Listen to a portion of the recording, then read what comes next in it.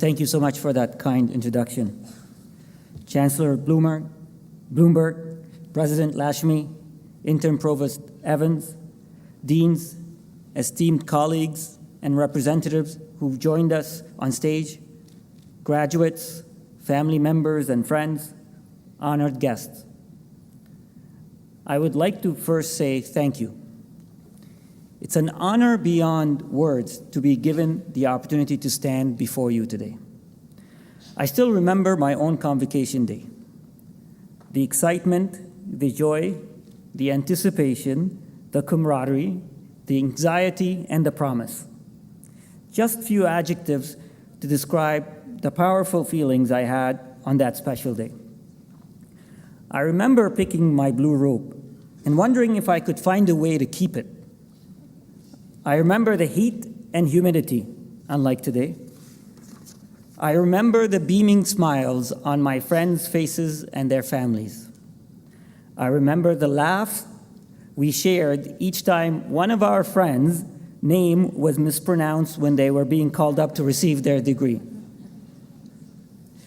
The reason why I'm recounting all of these profound memories is to remind myself of what a great privilege it is to speak with you on this very special day. To be honest, I'm not sure on which day I was more nervous, my graduation day or today. The other thing I remember from my graduation day, which increases my level of anxiety, is that I don't really remember the speeches given that day. With all due respect to the speakers, I'm sure they offered brilliant insights. However, somehow none of it remains in my memory. So my challenge today is not only to be insightful, but to say something that will stick with you. So hopefully in 20 years, when you are standing here speaking to the next generation of grads, you could say, I remember my graduation day and the speech that was given on that day. But don't worry, I'm not going to dance or sing, although I'm confident if I did that, you would never forget it, but I will spare you. Instead, I reach back to my graduation day and try to answer this question. What would I have wanted to hear? In addition to the feelings of joy and accomplishment, I was equally overwhelmed by the number of unknowns I was facing. I had not received a job offer yet. I was consumed by what kind of job do I want to pursue? How do I know which industry I want to work for? How do I find such jobs?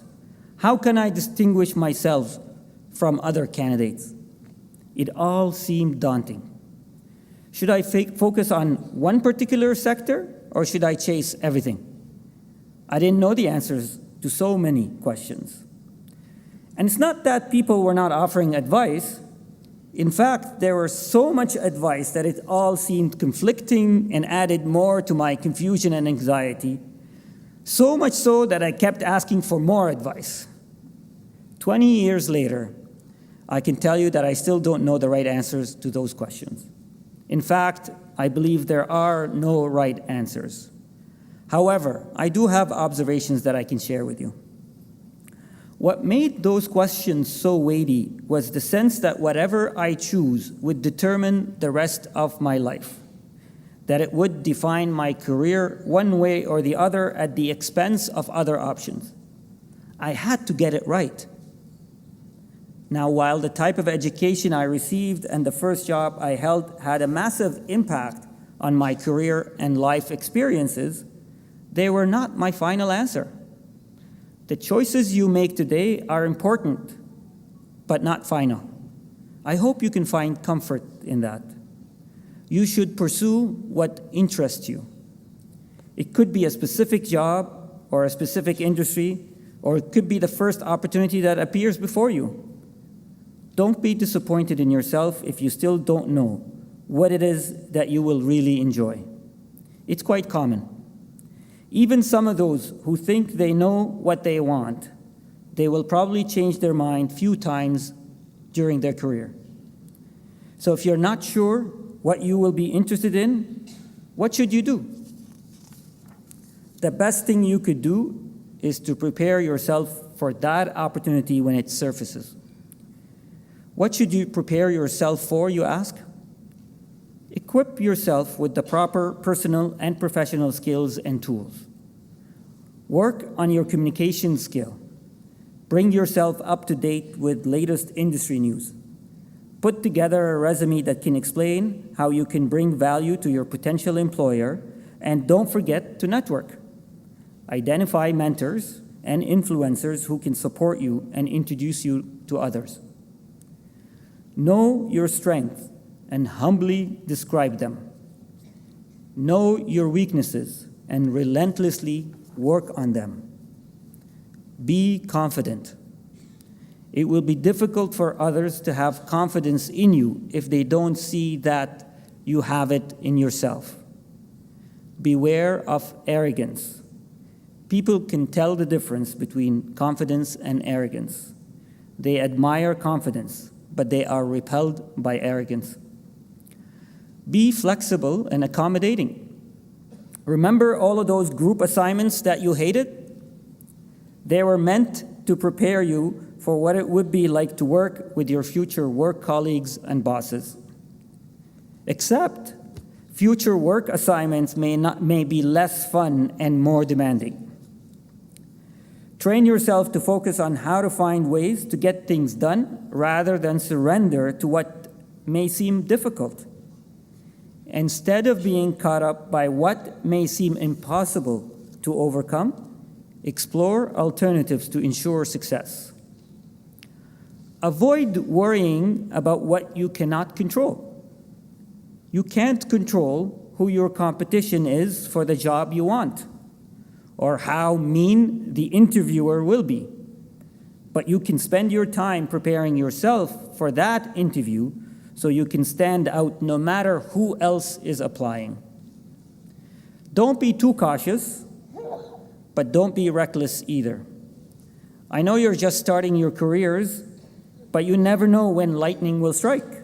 Don't turn down opportunities because you think you may still have time to figure things out. If it appears unique and intriguing, consider it carefully. Be ambitious. Make things happen. And if things appear stuck, find ways to unstick them. Employers love initiative takers.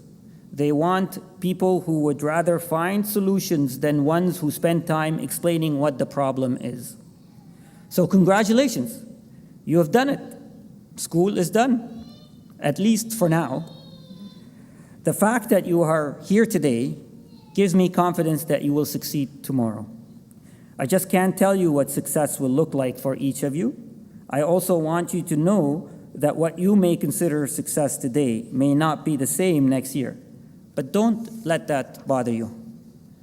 Be prepared for the twists and turns that your career will face. See the best in those turns. Enjoy them. And let it show that you are enjoying them. Employers prefer happy individuals over gloomy ones. Learn from your experiences. Take notes. So one day, you can share your stories from behind this podium. I'm extremely proud of all of you and honored to have had the opportunity to share with you this incredible day. Now, go and write your next chapter of accomplishments. Congratulations.